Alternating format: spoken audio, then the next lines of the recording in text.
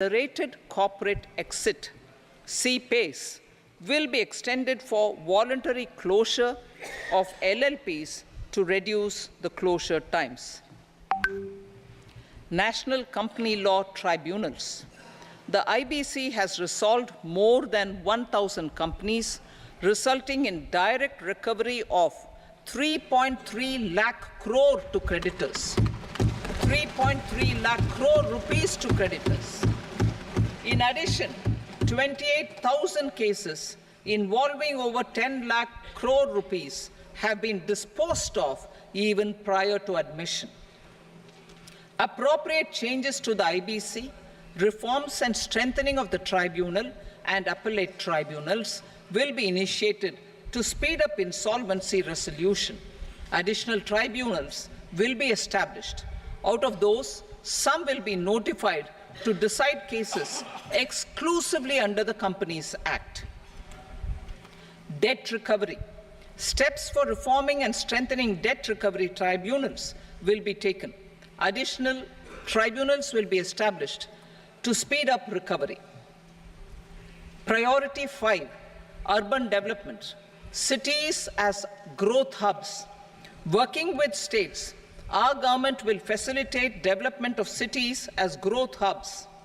This will be achieved through economic and transit planning and orderly development of peri-urban areas utilizing town planning schemes. Creative redevelopment of cities.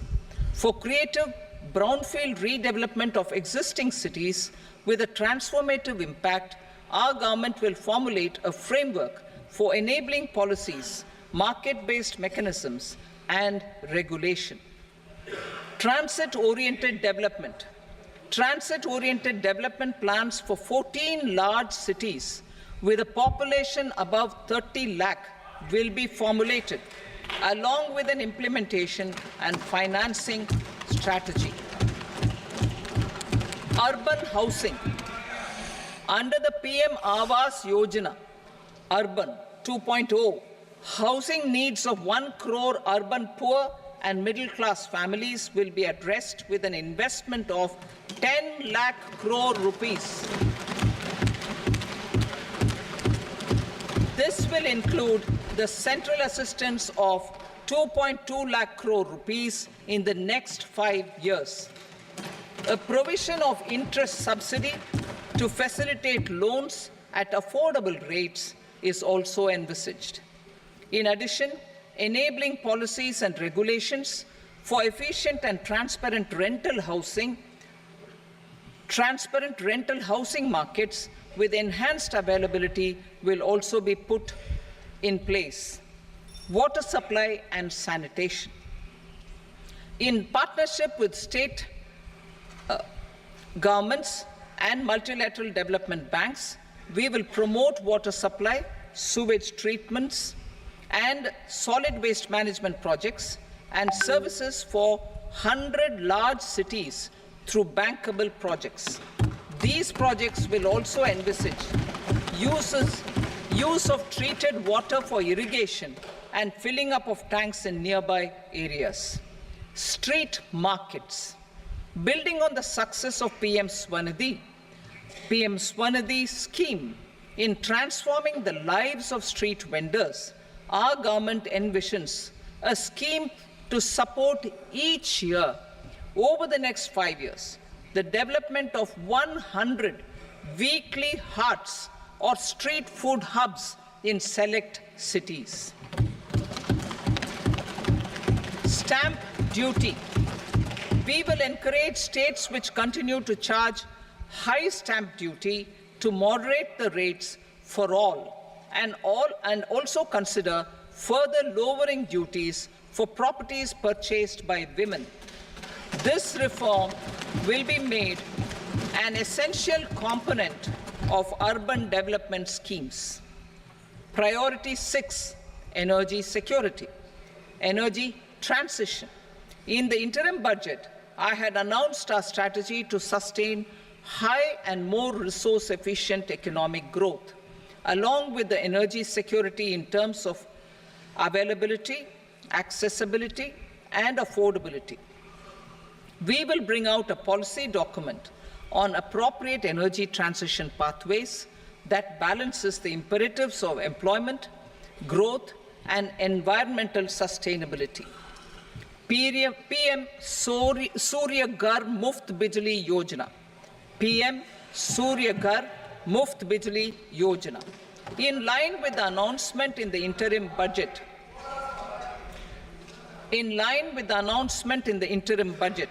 PM Surya Ghar Muft Bijli Yojana has been launched to install rooftop solar plants to enable 1 crore households obtain free electricity up to 300 units every month. The scheme has generated remarkable response with more than 1.28 crore registrations and 14 lakh applications, and we will further encourage it. Pumped storage policy. A policy for promoting pumped storage projects will be brought out for electricity storage and facilitating smooth integration of the growing share of renewable energy with its variable and intermittent nature in the overall energy mix. Research and development of small and modular nuclear reactors. Nuclear energy is expected to form a very significant part of the energy mix for Vikasit Bharat. Towards that pursuit, our government will partner with the private sector for 1. Setting up Bharat Small Reactors, 2. Research and development of Bharat Small Modular Reactor, and 3. Research and development of newer technologies for nuclear energy. The R&D funding announced in the interim budget will be made available for this sector also. Advanced ultra supercritical thermal power plants. The development of indigenous technology for advanced ultra supercritical thermal power plants with much higher efficiency has been completed. A joint venture between NTPC and BHEL will set up a full-scale 800 megawatt commercial plant using AUSC technology. The government will provide the required fiscal support. Moving forward, development of indigenous capacity for the production of high-grade steel and other advanced metallurgy materials for these plants will result in strong spin-off benefits for the economy. Roadmap for hard-to-abate industries.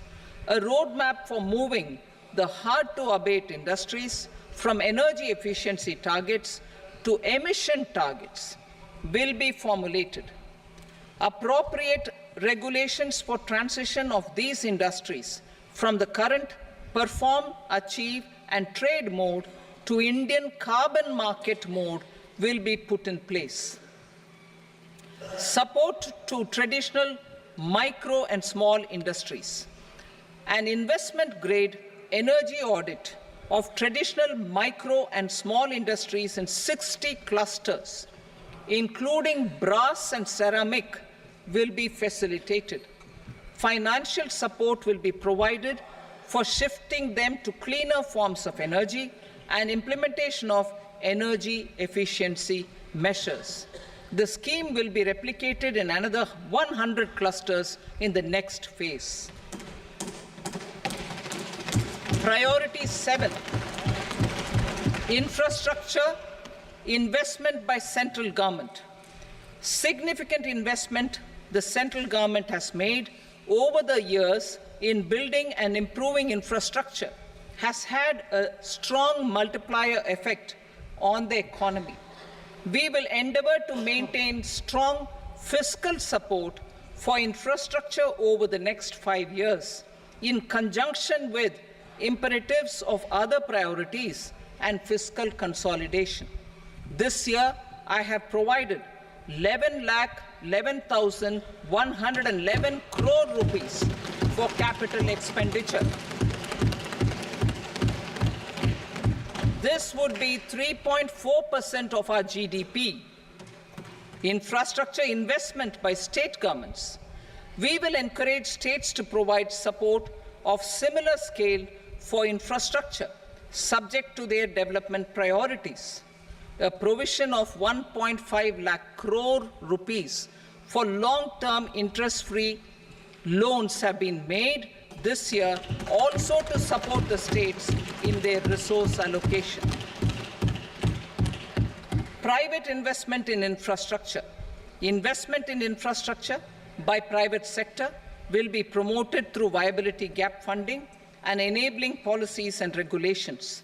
A market-based financing framework will be brought out. Pradhan Mantri Gram Sadak Yojana, Phase 4 of the PMGSY will be launched to provide all-weather connectivity to 25,000 rural habitations, which have become eligible in view of their population increase. Irrigation and flood mitigation.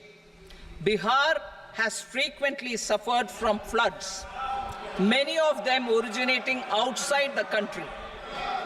Plans to build flood control structures in Nepal are yet to progress.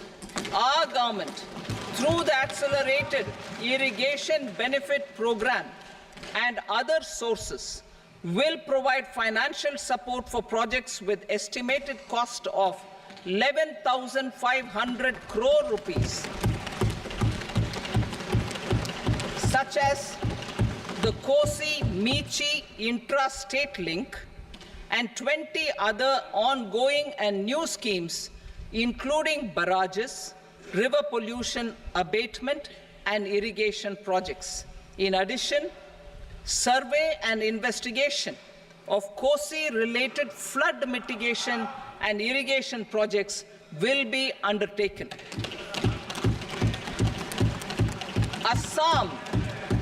Assam grapples with floods every year by the Brahmaputra River and its tributaries originating outside India.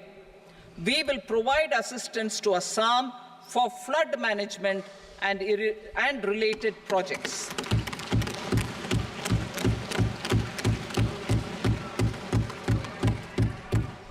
Himachal Pradesh suffered extensive losses due to floods last year. Our government will provide assistance to the state for reconstruction and rehabilitation through multilateral development assistance.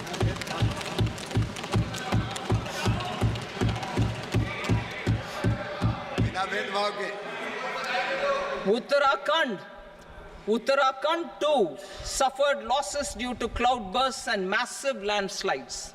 We will provide assistance to the state. Recently, Sikkim witnessed devastating flash floods and landslides that wreaked havoc across the state. Our government will provide assistance to the state. Tourism. Tourism has always been a part of our civilization. Our efforts in positioning India as a global tourist destination will also create jobs, stimulate investments, and unlock economic opportunities for other sectors. In addition to the measures outlined in the interim budget, I propose the following measures. Vishnupad Temple at Gaya and Mahabodhi Temple at Bodh Gaya in Bihar are of immense spiritual significance. Comprehensive development of Vishnupad Temple Corridor and Mahabodhi Temple Corridor will be supported, modeled on the successful Kashi Vishwanath Temple Corridor to transform them into world-class pilgrim and tourist destinations. Rajgir holds immense religious significance for Hindus, Buddhists, and Jains. The 20th Tirthankara Muniswarata temple in the Jain temple complex is ancient. The Saptarishi, or the 7 hot springs, form a warm water Brahmkund that is sacred. A comprehensive development initiative for Rajgir will be undertaken. Our government will support the development of Nalanda as a tourist center, besides reviving Nalanda University to its glorious stature. Odisha's scenic beauty, temples, monuments, craftsmanship, wildlife sanctuaries, natural landscapes, and pristine beaches make it an ultimate tourism destination. Our government will provide assistance for their development to Odisha as well. Priority 8, innovation, research, and development. We will operationalize the Anusandhan National Research Fund for basic research and prototype development. Further, we will set up a mechanism for spurring private sector-driven research and innovation at commercial scale, with a financing pool of 1 lakh crore rupees in line with the announcement in the interim budget. Space economy. With our continued emphasis on expanding the space economy by 5 times in the next 10 years, a venture capital fund of 1,000 crore rupees will be set up. Priority 9, next generation reforms. Economic policy framework. We will formulate an economic policy framework to delineate the overarching approach to economic development and set the scope of the next generation of reforms for facilitating employment opportunities and sustaining high growth. Our government will initiate and incentivize reforms for 1, improving productivity of factors of production, and 2, facilitating markets and sectors to become more efficient. These reforms will cover all factors of production, namely land, labor, capital, and entrepreneurship, and technology as an enabler of improving total factor productivity and bridging inequality. Effective implementation of several of these reforms requires collaboration between the center and the states, and building consensus as development of the country lies in development of the states. For promoting competitive federalism and incentivizing states for faster implementation of reforms, I propose to earmark a significant part of the 50-year interest-free loan. Working with the states, we will initiate the following reforms.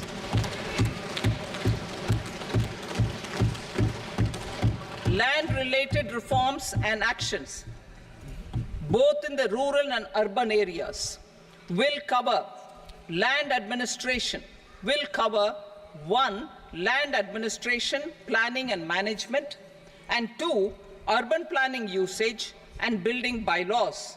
These will be incentivized for completion within the next 3 years through appropriate fiscal support. Rural land-related actions. Rural land-related actions will include 1, assignment of unique land parcel identification number, UL PIN, or Bhu Aadhaar for all lands. 2, digitization of cadastral maps. 3, survey of subdivisions, survey of map subdivisions as per current ownership. 4, establishment of land registry. And 5, linking to the farmers registry.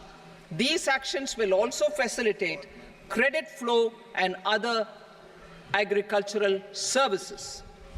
Urban land-related actions.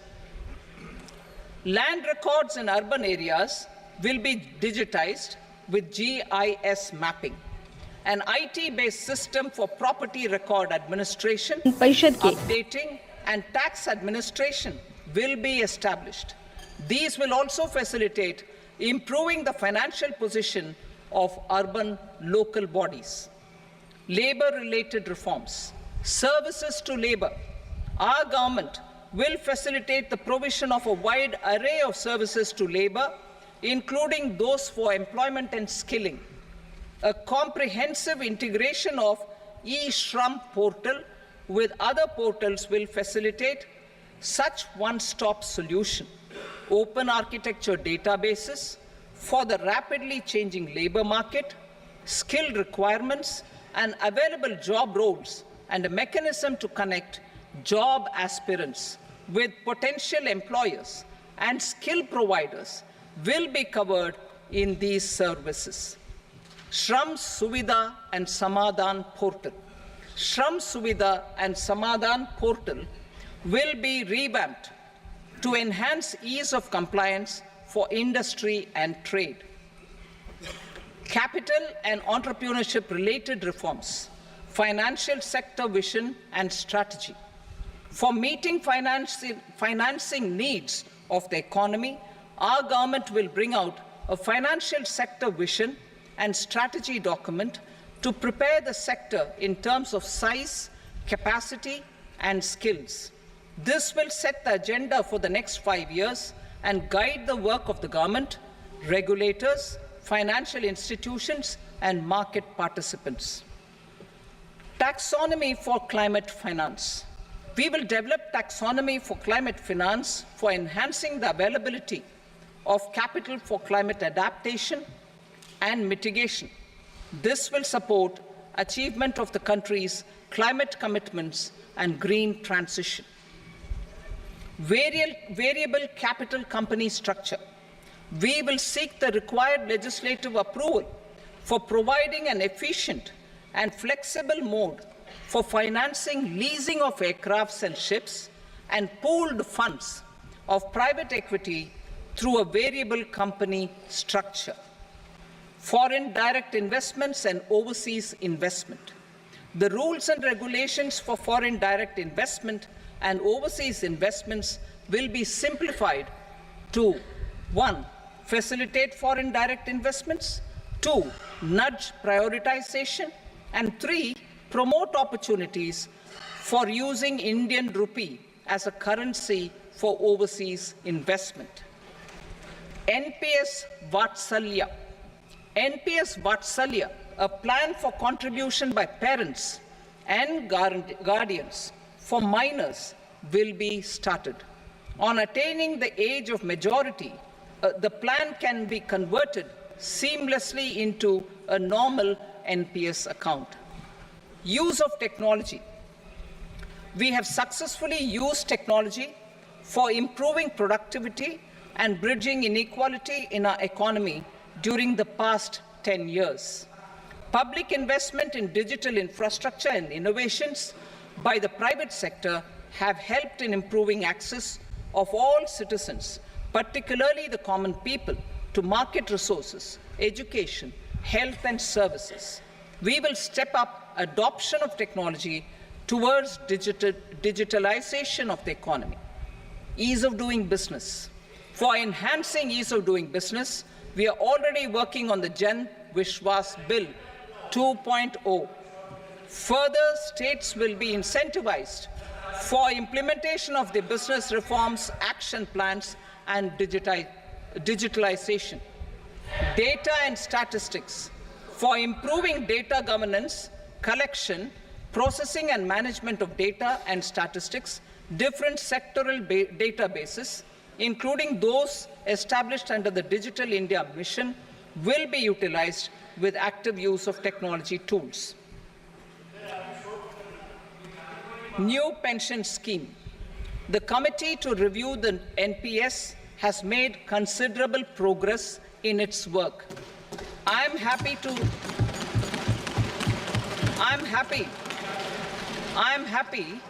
that the staff side of the National Council of the Joint consultative machinery for central government employees has taken a constructive approach. A solution will be evolved which addresses the relevant issues while maintaining fiscal prudence to protect the common citizens. Budget estimates for 24-25. For the year 24-25, total receipts other than borrowings and the total expenditure are estimated at 32.07 lakh crore rupees and 48.21 lakh crore rupees respectively. The net tax receipts are estimated at 25.83 lakh crore rupees. The fiscal deficit is estimated at 4.9% of the GDP. The gross and the net market borrowings through dated securities during 24-25 are estimated at 14.01 lakh crore rupees and 11.63 lakh crore rupees respectively. Both will be less than that in 23-24. The fiscal consolidation path announced by me in 2021 has served our economy very well, and we aim to reach the deficit below 4.5% next year. The government is committed to staying the course. From 2026-27 onwards, our endeavour will be to keep the fiscal deficit each year such that the central government's debt will be on a declining path as percentage of GDP. I will now move to Part B.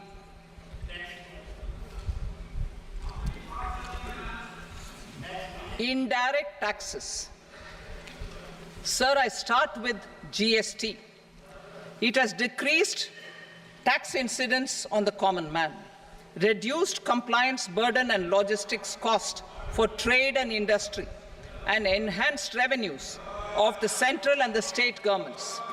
It is a success of vast proportions. To multiply the benefits of GST, we will strive to further simplify and rationalize the tax structure and endeavour to expand it to the remaining sectors. My proposals for customs duties intend to support domestic manufacturing, deepen local value addition, promote export competitiveness, and simplify taxation while keeping the interest of the general public and consumers surmount. In Budget 22-23, we reduced the number of customs duty rates. I propose to undertake a comprehensive review of the rate structure over the next 6 months to rationalize and simplify it for ease of trade, removal of duty inversion, and reduction of disputes. I shall now take up sector-specific customs duty proposals. Medicine and medical equipments. To provide relief to cancer patients, I propose to fully exempt 3 more medicines from customs duties.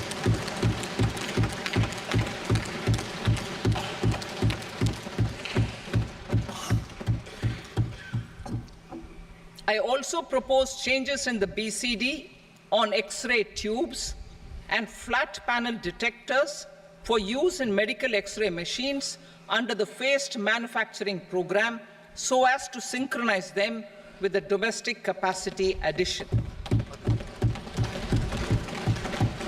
Mobile phone and related parts.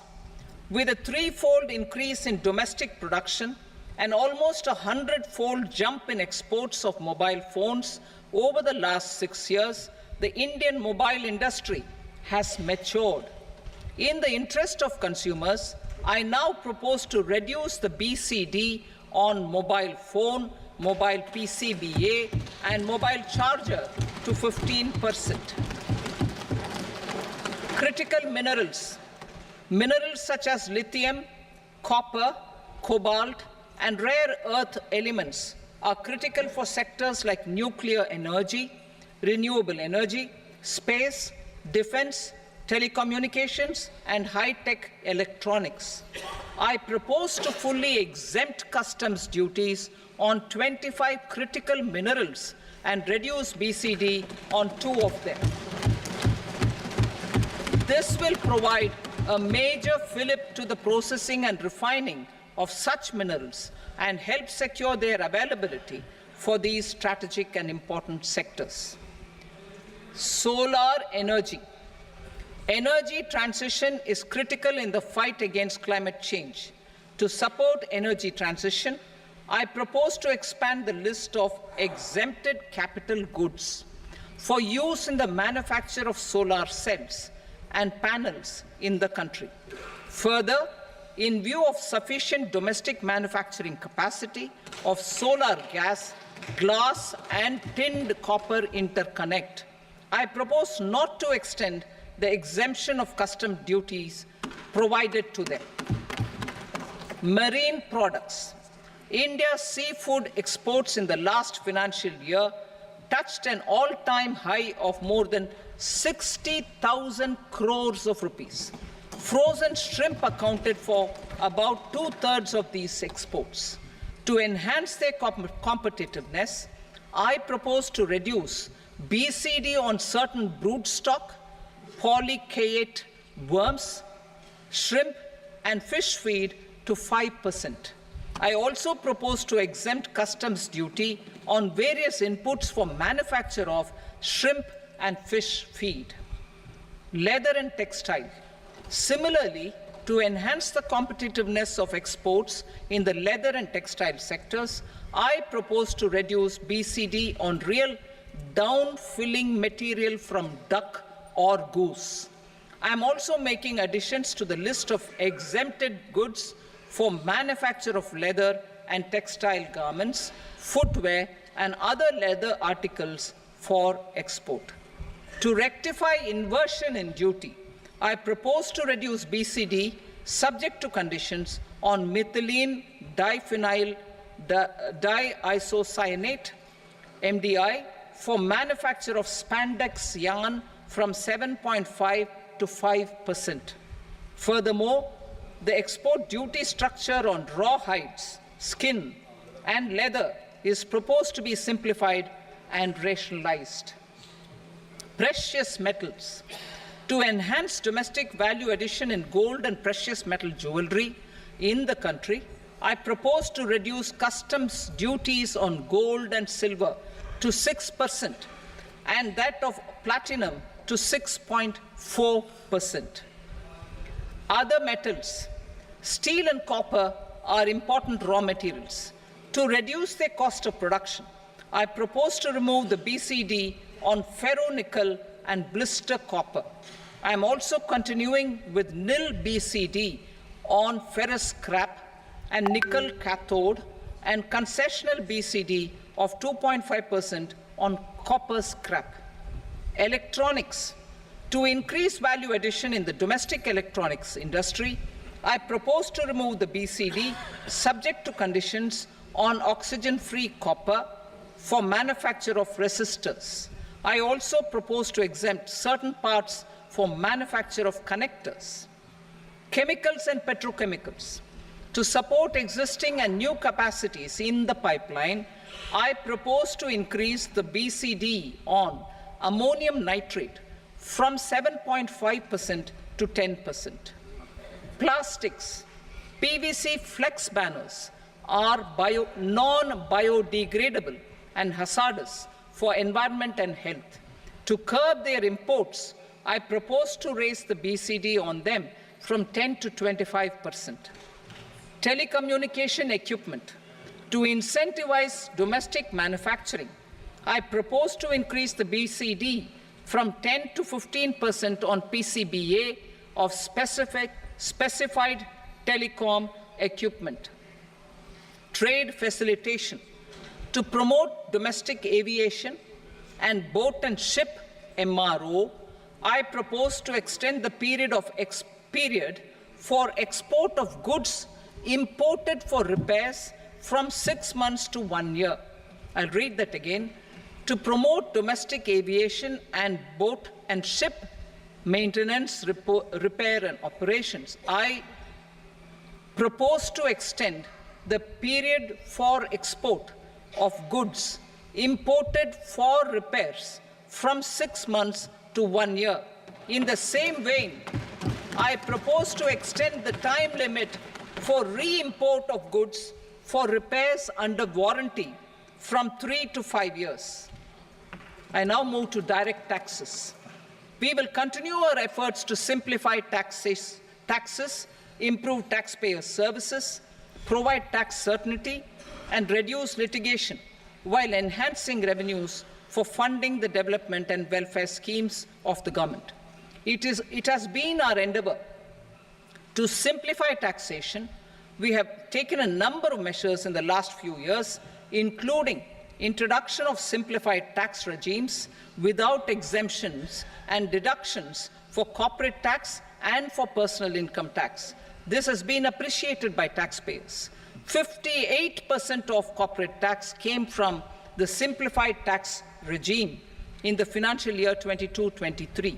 Similarly, as per data available till now, for the last fiscal, more than 2/3 have availed the new personal income tax regime.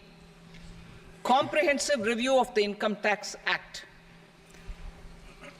I am now announcing a comprehensive review of the Income Tax Act 1961. The purpose is to make the Act concise, lucid, easy to read and understand.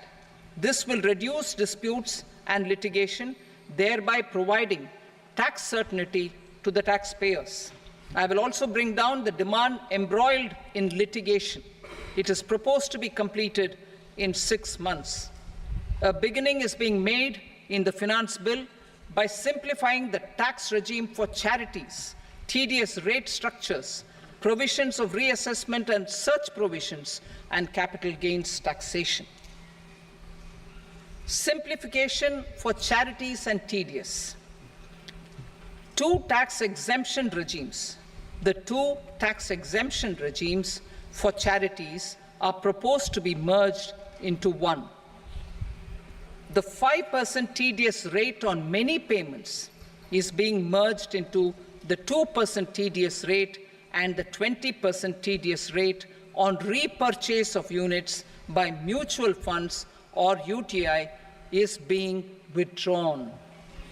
Tedious rate on e-commerce operators is proposed to be reduced from 1 to 0.1%. Moreover, credit of TCS is proposed to be given in the TDS to be deducted on salary.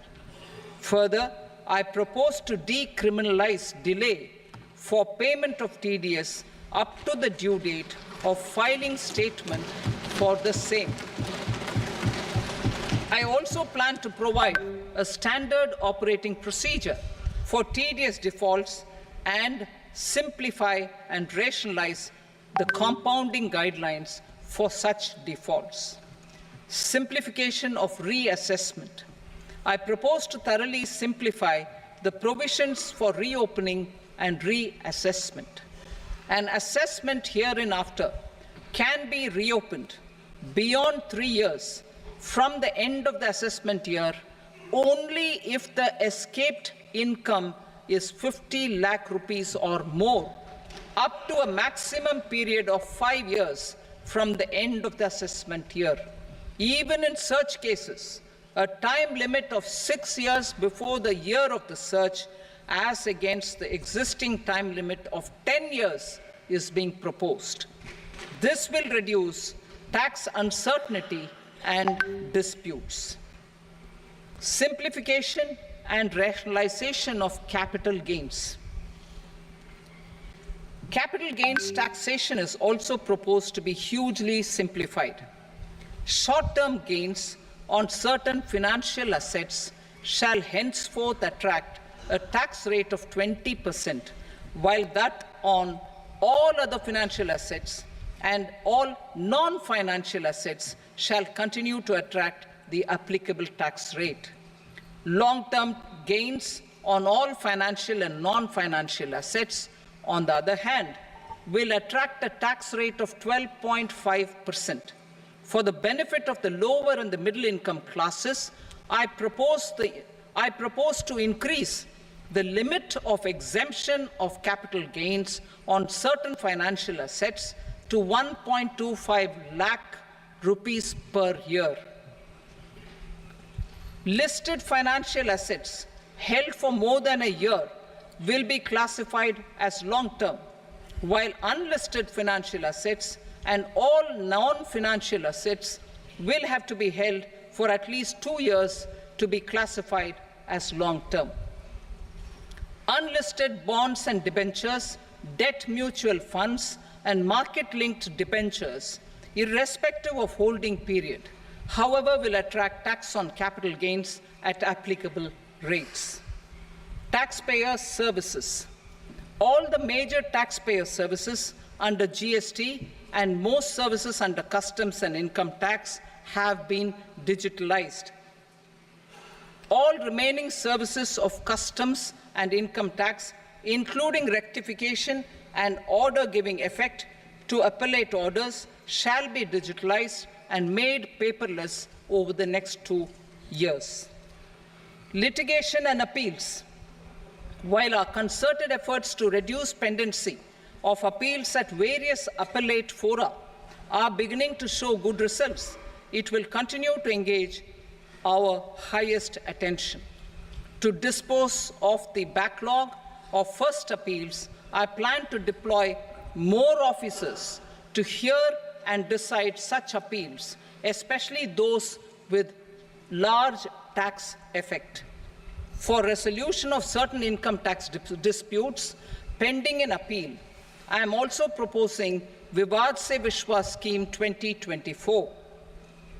Further, I propose to increase monetary limits for filing appeals related to direct taxes, excise, and service tax in the tax tribunals, high courts, and Supreme Court to 60 lakh rupees, 2 crore rupees, and 5 crore respectively, with a view to reduce litigation and provide certainty in international taxation. We will expand the scope of safe harbor rules and make them more attractive. We will also streamline the transfer pricing assessment procedure. Employment and investment. I have a few proposals to promote investment and foster employment. First of all, to bolster the Indian startup ecosystem, boost the entrepreneurial spirit, and to support innovation, I propose to abolish the so-called angel tax for all classes of investors.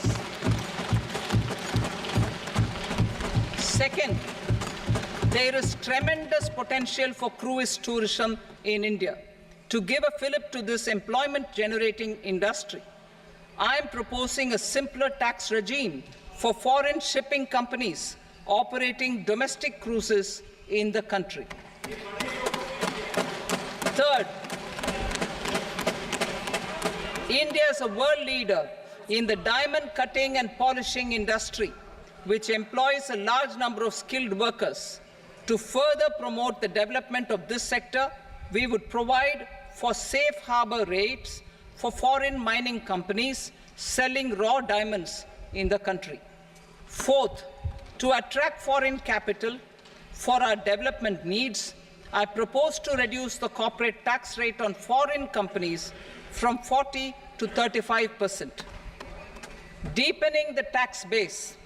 I have a couple of proposals for deepening the tax base. First, security transaction tax on futures and options of securities is proposed to be increased to 0.02% and 0.1% respectively. Second, for reasons of equity, I propose to tax income received on buyback of shares in the hands of recipients. Other proposals. To improve social security benefits, deduction of expenditure by employers towards NPS is proposed to be increased from 10 to 14% of the employee's salary. Similarly, deduction of this expenditure up to 14% of salary from the income of employees in private sector, public sector banks, and undertakings opting for the new tax regime is proposed to be provided. Indian professionals working in multinationals get ESOPs and invest in social security schemes and other movable assets abroad. Non-reporting of such small foreign assets has penal consequences under the Black Money Act. Such non-reporting of movable assets up to 20 lakh rupees is proposed to be depenalized.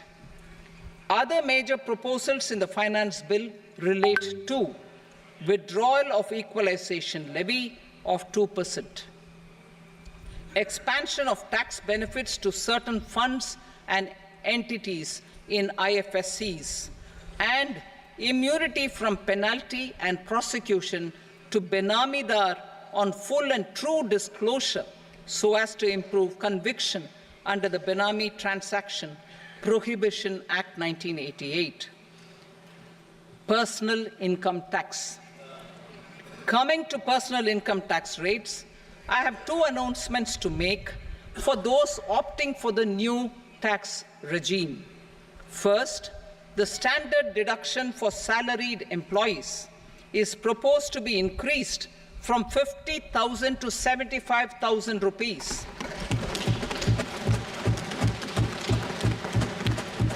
Similarly, deduction on family pension for pensioners is proposed to be enhanced from 15,000 to 25,000 rupees. This will provide relief to about 4 crore salaried individuals and pensioners.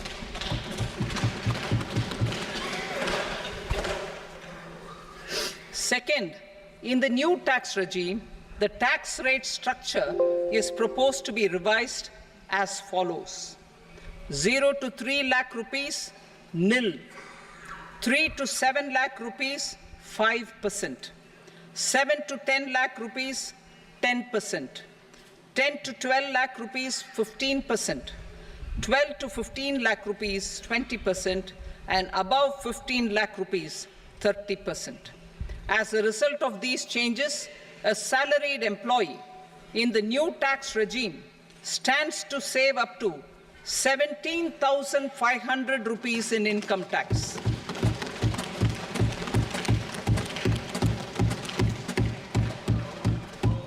Apart from these, I am also making some other changes as given in the annexure.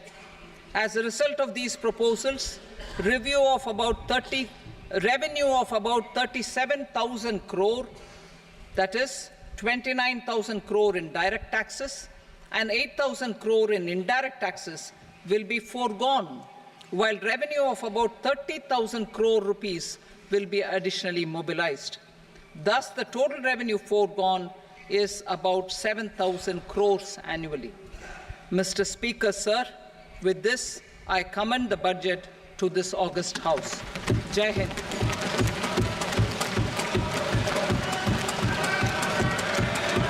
Item number 2. Item number 2.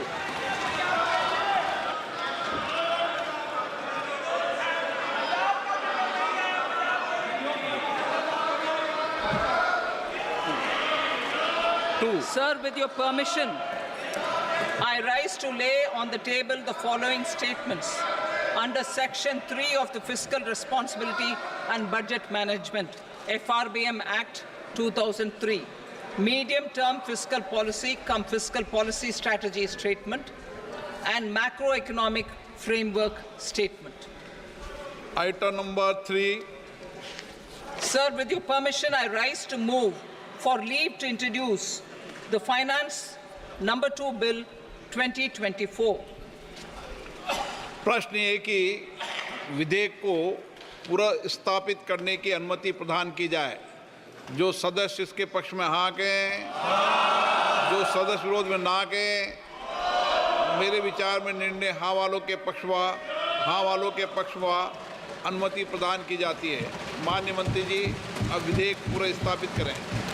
Sir, I introduce the bill.